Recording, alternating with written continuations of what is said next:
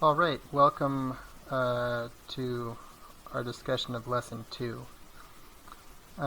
First, I'd like to you to think of if there was anything from Lesson 2 from Steve Blank that surprised you or confused you, or if it changed you in any way. And then I would like you to comment on the announcement where I link to this video in a reply, just any comments that you have, since we won't do that in class. So this is a short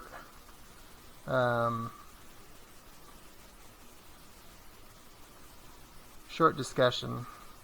I want you to think about what Steve Blank said about business planning. This is interesting, and maybe more interesting for some people who have maybe lived through the debate about economics, what kind of economic system works better. But he said something that's really provocative. And I think that Steve Blank is trying to be provocative in a lot of these videos about how lean startups is better than business planning. But it's an interesting observation. He says, we now know it's wrong. He repeats that a lot. And he goes back in the history of how MBAs started. And he talks about how execution and administration were taught. And then he says that the big problem with business plans is that they're based on an operating and a financial model. And he says that that is wrong for startups. And if you take the business plan class, either my class or most any other business planning class, in a business plan you often include a 5-year plan. And he really criticizes that. He says that that is like communism. So if you kind of go back in time where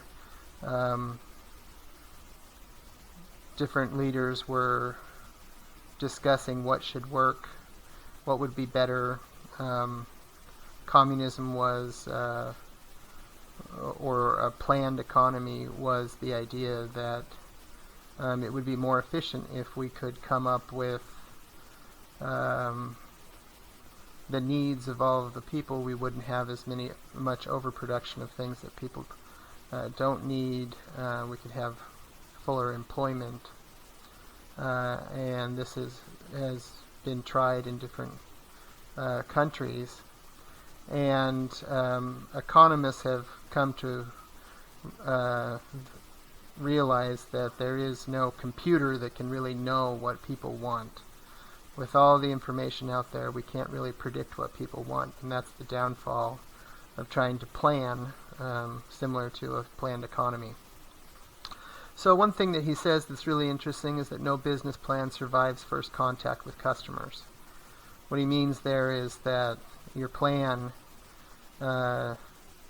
is going to be different because you don't really know what customers want.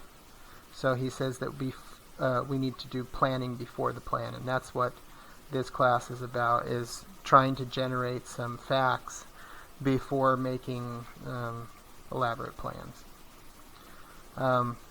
We are going to use the business model canvas as I've shown you in class. The BMC is great because it organizes our thinking.